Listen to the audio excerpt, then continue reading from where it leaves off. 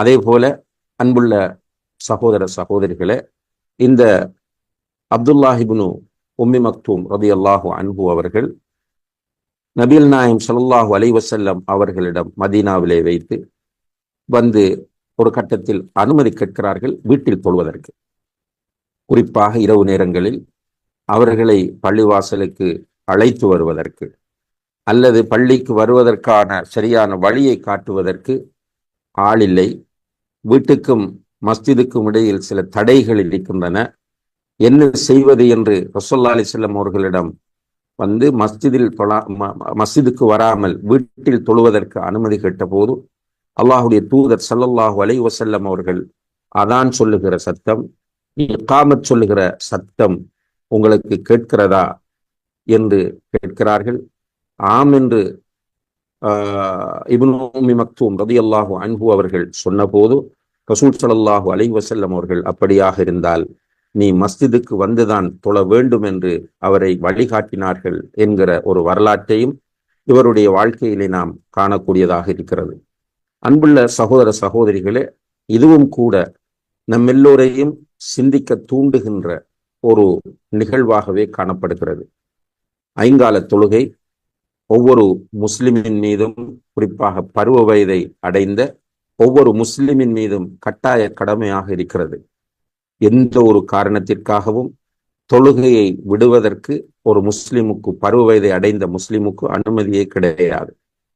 தொழுகையை விட்டால் அவருடைய நிலை என்ன என்பதிலே வேண்டுமென்று தொழுகையை அறவே தொழாமல் விடுவாராக இருந்தால் அறவே தொழுவதில்லை, வேண்டுமென்று விடுகிறார் என்றால் அவர் இஸ்லாத்தை விட்டு வெளியேறி விடுகிறார் என்கிற கருத்தை உலமாக்களில் ஒரு சாரார் மிக உறுதியாக முன்வைப்பதை நாம் கவனத்திலே கொள்ள வேண்டும். அவருடைய தனிப்பட்ட ரீதியிலே அவருடைய ஹுக்கும், அவர் காஃபிரா இல்லையா என்கிற வாத பிரதிவாதங்கள் இருந்தாலும் அல் குர்ஆனும் ஹதீஸும் மிக தெளிவாகவே தொழுகையை பற்றி சொல்வதை நாம் அறிந்திருக்கிறோம். தொழுதால் அவர்கள் மூமின்களாக கருதப்படுகிறார்கள். தொழுகையை விட்டால் அவர்கள் மூமின்களுடைய பட்டியலிலிருந்து நீங்கி விடுகிறார்கள்.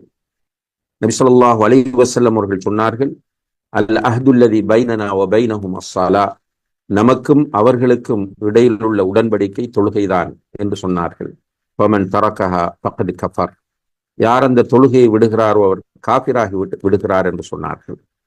அதே போல இன்னும் பல ஹதீஸ்கள் தொழுகையின் முக்கியத்துவத்தை நமக்கு சொல்லுகின்றன. உமர் ரலியல்லாஹு அன்ஹு அவர்கள் தன்னுடைய மரண படுக்கையில் இருந்து கொண்டு சொன்னார்கள், லா ஹவ்வ ஃபில் இஸ்லாமி லிமன் தரக்க ஸலா, தொழுகையை விட்டவனுக்கு இஸ்லாத்திலே எந்த பங்கும் கிடையாது என்று சொன்னார்கள். இந்த குர்ஆன் வசனங்கள், ஹதீஸ்களை அடிப்படையாக வைத்து இமாம்கள், கண்ணியத்திற்குரிய இமாம்களாகி அபு ஹனீஃபா, மாலிக், ஷாஃபிஈ, அஹ்மத் இப்னு ஹம்பல் ரஹிமஹுமுல்லாஹ் போன்ற அறிஞர்கள் தொழுகையுடைய விஷயத்தில் மிக கடுமையான தீர்ப்புகளை அவர்கள் வழங்கியிருப்பதை நாம் காணக்கூடியதாக இருக்கிறது.